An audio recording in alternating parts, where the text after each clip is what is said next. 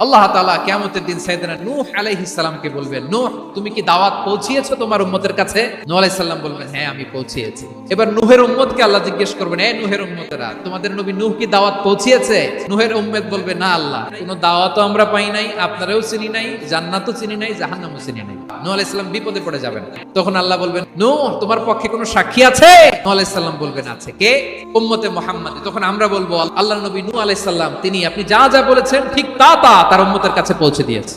এবার নূহের উম্মতের সাথে আমাদের ঝগড়া লাগবে। তারা বলবে, তোমরা আসছো আমাদের হাজার হাজার বছর পরে, তোমরা কি করে জানলা? তোমাদের সাক্ষী কর্তব্য হবে না?